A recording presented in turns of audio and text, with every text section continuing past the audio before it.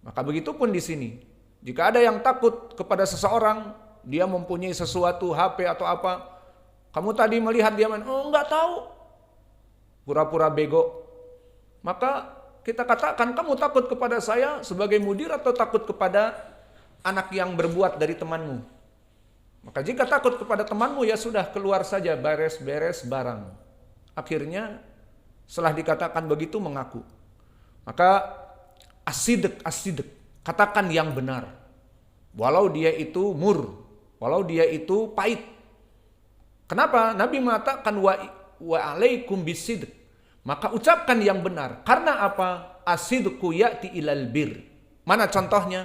Di saat dia diajak untuk main game, untuk begini, untuk begitu, berbuat keburukan, keluar dari pondok, maka dia takut. Aku nanti takut ketemu mata-mata ustadz, dan lalu ditanya, apa jawabku? Ya benar, ucapkan, iya keluar. Ya nanti dipukul, nanti diusir, ya itu resiko. Kalau begitu nggak jadi Maka ini maknanya asidq ya'ti ilal bir. Paham? Ingin melaksanakan perbuatan buruk, kembali kepada tadi. Oh, aku nggak boleh berbohong, aku harus jujur. Tapi kalau jujur nanti dipukul sama ustadz, diusir, atau diskor, atau ya itu risiko kamu. Harus jujur tapi ya sudah. Akhirnya kejujuran menyebabkan seorang berbuat baik dan terjauh dari kerusakan dan kedzaliman dan pencurian dan semua.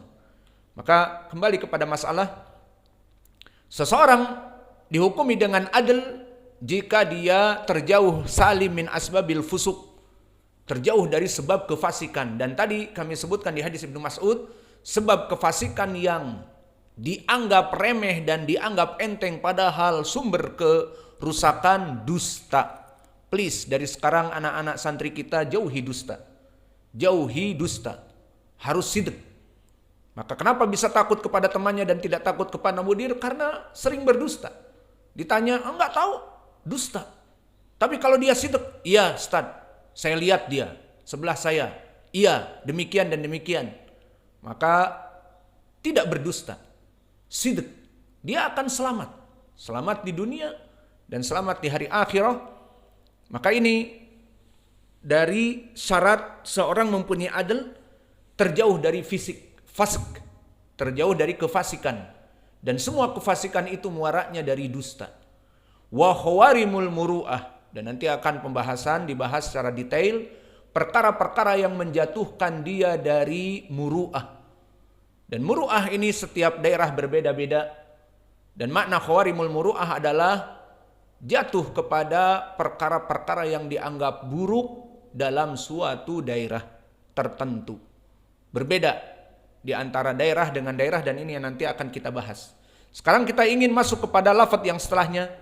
Fal Islam wal bulug syarton lil ada walaysa bi syartain li tahammul. Apa maknanya? Untuk syarat yang pertama dan kedua, yakni seorang harus muslim dan seorang harus balik di atas 15 tahun atau sudah keluar dari kawat di Mr. P-nya, kawat ya, ataupun dia sudah mimpi basah, wet dream. Maka Islam dan bulug ini syarat lil ada. Di saat dia menyampaikan, maka seseorang menyampaikan hadis itu dilihat dia muslim ataupun dia sudah balik, baru diterima. Walaisa bisyartain li tahammul. Apa makna tahammul? Dia mendengar. Maka mendengar boleh, seorang kafir mendengar khobar boleh. Dan seorang yang belum balik mendengar khobar boleh. Namun kapan dia diterima? Setelah dia masuk Islam jika kafir, setelah dia balik jika dia masih kecil. Maka muslim atau Islam dan bulug bukan syarat untuk tahammul. Maka seseorang mendengar hadis tidak disyaratkan dia muslim, boleh kafir membawa hadis ya, mendengar hadis, dan boleh dia masih kecil namun hafal. Namun kapan dia diterima? Baru setelah al-Islam dan bulug. Faqad tahammala ba'du sahabah qabla islamihim, summa adau ba'dahu. Maka berapa dari para sahabat dia menceritakan di zaman jahiliyahnya dulu dan tidak diterima tentunya. Setelah dia Islam barulah dia diterima. Maka syarat dari Islam bukan untuk mendengar tetapi menyampaikan. Maka apa contohnya di sini? Banyak. Di antaranya, biar kita lebih detail, silahkan dilihat di Sahih Al-Bukhari nomor 6. Di kitab Bada'il Wahyi, tentang kisah bagaimana Hiraql, Adhimir Rum, yang berbicara dengan Abu Sufyan tentang Nabi Muhammad. Dan pengakuan Abu Sufyan datang risalah dari Nabi Muhammad yang diterjemahkan. Ini semuanya khobar dari siapa? Dari Abu Sufyan. Dan Abu Sufyan syahidnya pada saat itu apa? Masih kafir. Kisah ini justru Abu Sufyan di saat kafir. Maka diriwayatkan oleh Imam Al-Bukhari dari Ubaidillah ibni Abdillah ibni Utbah dari Ibni Abbas. Dikatakan Ibnu Abbas, haddatsani Abu Sufyan min fihi ila fiyya, dari mulutnya kepada mulutku. Abu Sufyan pada saat itu apa? Masih kafir. Maka menyampaikan khobar ini dan dia mengetahui keadaan di saat dalam keadaan kafir. Intalaqtu fil muddati allati kanat baini wa baina Rasulillah sallallahu alaihi wasallam qala fa baina ana bisyam id ji'a bi kitabin minan nabi sallallahu alaihi wasallam ila Hiraqlin qala wa kana Dahyatul Kalbiyu ja'a bihi fadafa'ahu ila Adimi Busra fadafa'ahu Adimu Busra ila Hiraqli au ila Hiraqla qala faqala Hiraqlu hal hahuna ahadun min qaumin hadar rajul alladhi yaz'umu annahu nabi faqalu na'am qala fadu'itu fi nafarin min Quraisy fadakhalna ala Hiraqlin fa ujlisna baina yadayhi faqala ayyukum aqrabu nasaban min hadar rajul alladhi yaz'umu annahu nabi faqala Abu Sufyan faqultu ana. Maka dikisahkan dulu Abu Sufyan di saat masih kafir dan Nabi mulai menyebarkan dakwah di Makkah, sampailah khabar kepada Hiraql di Syam. Maka akhirnya kebetulan pada saat itu datang undangan Nabi kepada tadi saya bilang di Makkah, Nabi sudah di Madinah.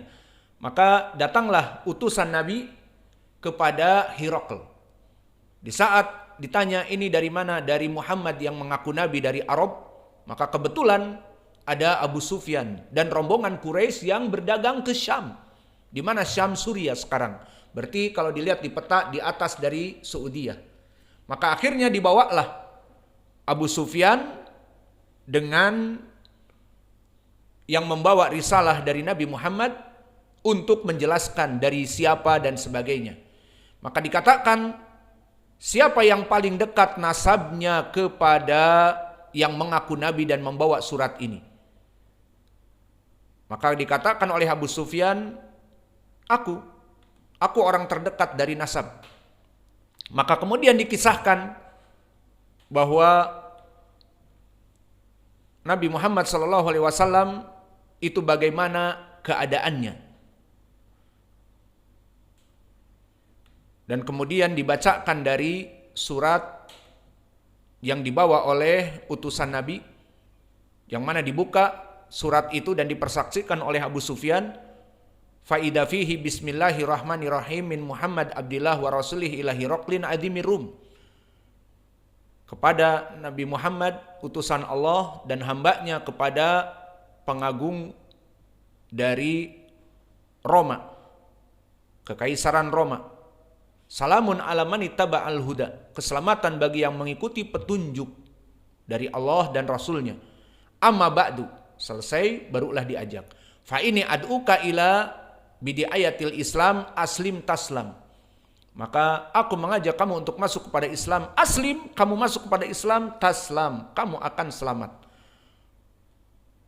Wa aslim, maka masuk kepada Islam, yu'tikallah ajraka marratain. Allah akan memberikan 2 pahala. Fa in tawalaita fa inna alaika itsmun al-arasi. Namun jika kalian berpaling akan mendapatkan dosa yang besar. Kemudian membaca ayat, ya ahlal kitab ta'alau ila kalimatin sawa'im baina wa bainana wa bainakum alla na'budu illallah. Maka wahai kelompok ahlul kitab, mari kita bersama kepada satu kalimat antara kami dan kalian. Apa? Menyembah Allah yang esa dan tidak menjadikan Yesus Kristus sebagai anak Allah. Maka syahidnya adalah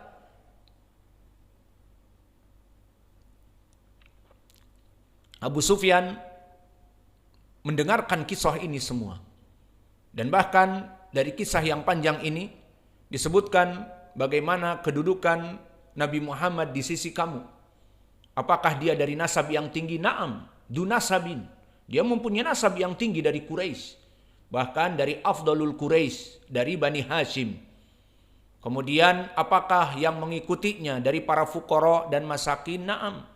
Dan apakah dia dulu mempunyai ayah seorang raja dan sebagai pangeran? Tidak.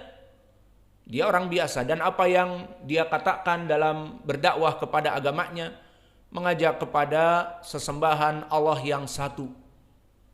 Dan mengajak kepada amal yang baik.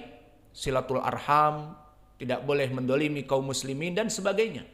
Maka Hirakal memahami bahwa inilah dari tanda kenabian. Ini semua kisah yang didengar oleh Abu Sufyan kapan? Waktu dia masih kafir. Kapan masuk Islamnya Abu Sufyan? Setelah Fathu Makkah. Dan itu di akhir dari tahun-tahun dakwahnya Nabi. Maka ini di zaman Madinah. Nabi sudah di Madinah dan menyebarkan dakwah. Kesimpulannya berkata Abu Sufyan, dan ini syahidnya, qala Abu Sufyan wallahi maziltu dalilan mustaiqinan bi anna amrahu sayadharu hatta adkhalallahu qalbil Islam.